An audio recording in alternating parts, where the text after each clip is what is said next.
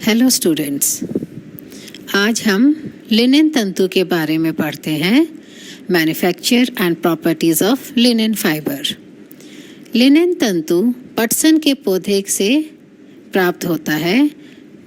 यह फ्लैक्स के पौधे से प्राप्त किया जाता है, इसलिए इसको बास्ट फाइबर भी कहते हैं और यह नेचुरल प्लांट फाइबर की कैटेगरी में आता है।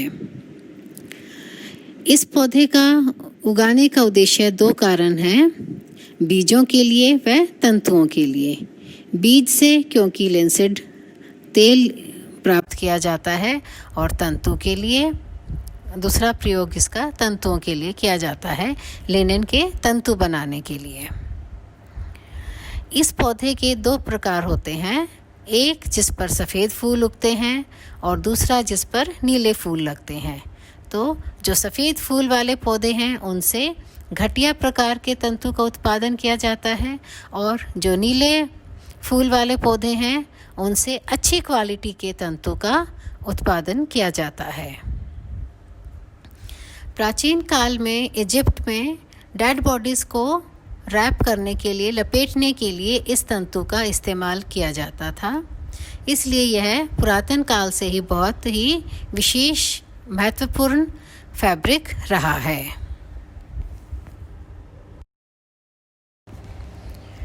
लिनेन का उत्पादन, मैन्युफैक्चर ऑफ लिनेन।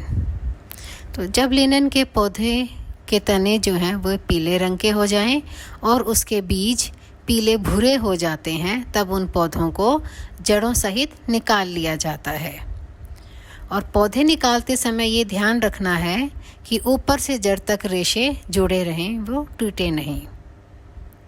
फिर कुछ दिनों के लिए सूखने के लिए रख दिया जाता है, यानी ड्राइंग, सुखाना।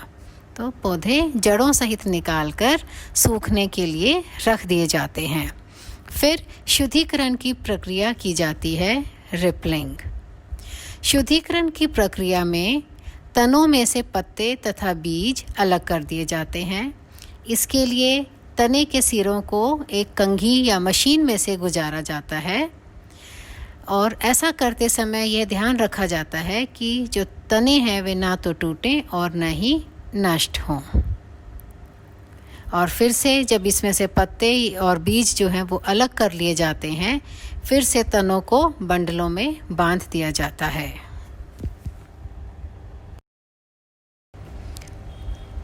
लिनेन के पौधों को सुखाने तथा उनका शुद्धिकरण करने के पश्चात उन्हें भिगोकर गलाया जाता है, यानी रैटिंग की प्रक्रिया की जाती है।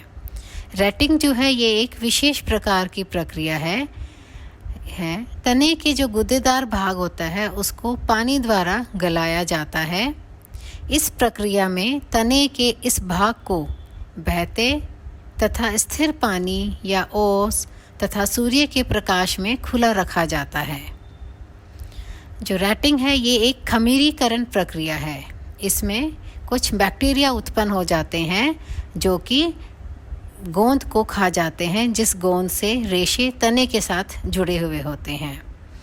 तो इस खमीरीकरण प्रक्रिया में पौधे में पैक्टिन ओवुरम नामक बैक्टीरिया के बीजाणु उत्पन्न हो जाते हैं और ये बीजाणु जो हैं, यानी ये बैक्टीरिया हैं, गोंद को खा जाते हैं, पैक्टिन गोंद, जिससे रेशे तनों के साथ जकड़े हुए होते हैं।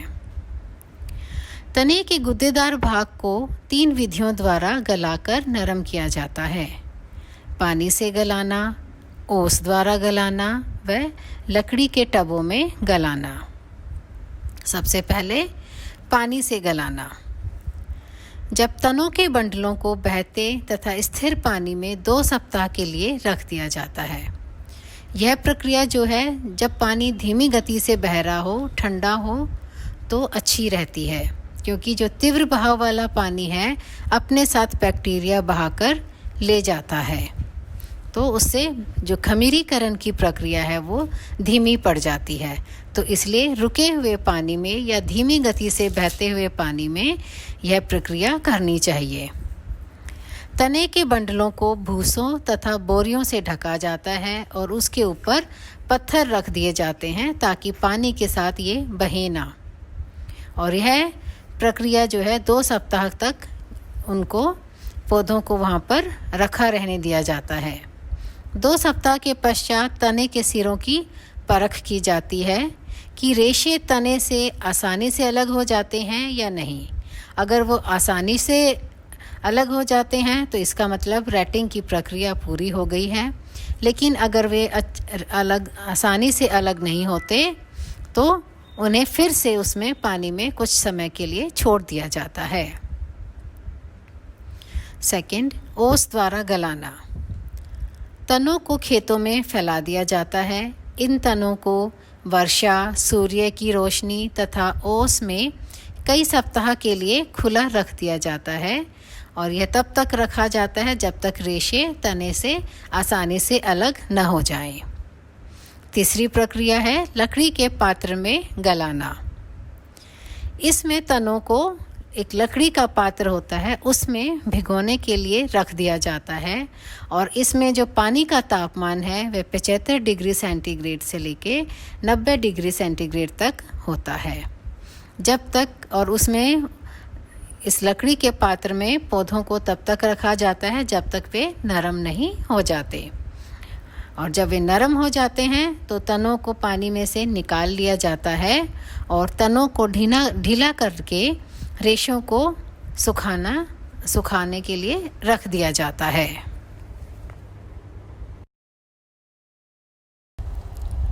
रैटिंग के बाद यानी गलाने के बाद इनको पटसन के पौधों को जब ये सूख जाएं तो उन्हें बाहरी तने को तोड़ने के लिए एक मशीन में से गुजारा जाता है।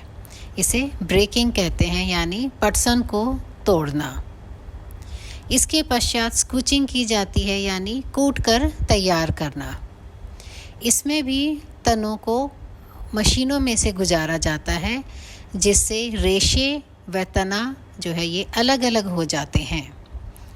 इस प्रक्रिया को पटसन को कूट कर तैयार करना यानी स्कूचिंग कहते हैं। पटसन में लगभग 15 से 25% लिनेन रेशा होता है।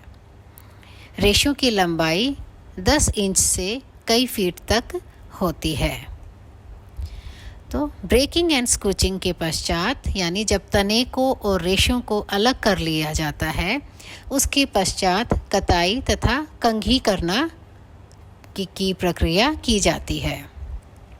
Heckling and combing.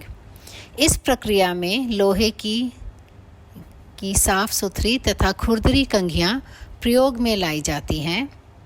रेशों को खुरदरे दांतों वाली कंघियों में से खींचा जाता है और फिर धागों की कताई के लिए लंबे समतल रेशों को प्रयोग में लाया जाता है। और जो लंबे वाले रेशे होते हैं उनसे महीन दामिस्की या जामदानी या वर्दी या तथा रुमाल आदि बनाए जाते हैं।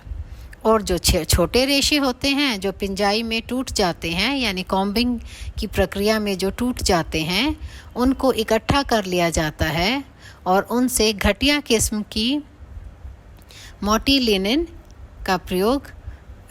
लिनन बनाने के लिए प्रयोग में लाया जाता है और इन छोटे तंतुओं को टो लिनन कहा जाता है।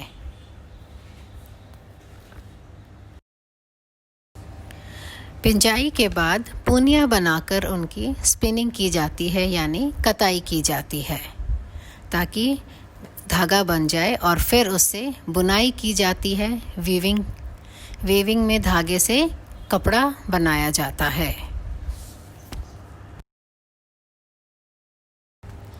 कताई व बुनाई के पश्चात जब कपड़ा बुन जाता है तो उस पर ब्लीच की जाती है यानी उसके दाग धब्बे हटाए जाते हैं।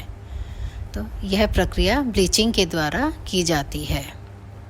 ब्लीचिंग के बाद इसकी परिसज्जा की जाती है।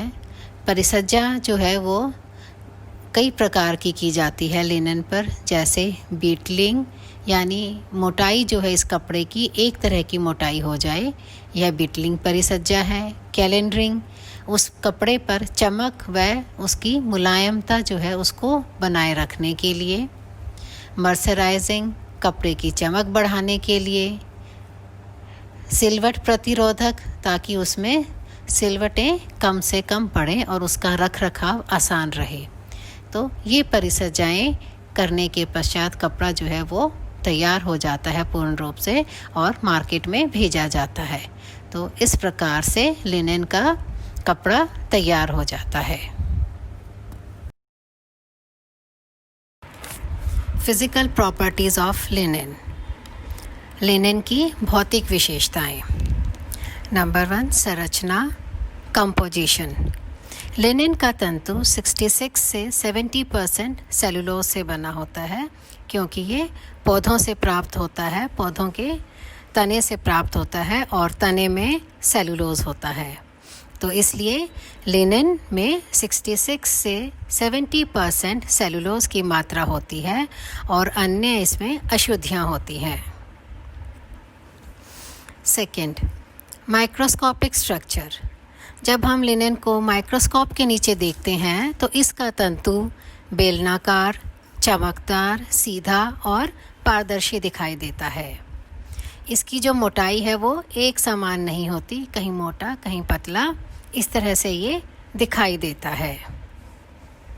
तीसरी, लंबाई, लेंथ।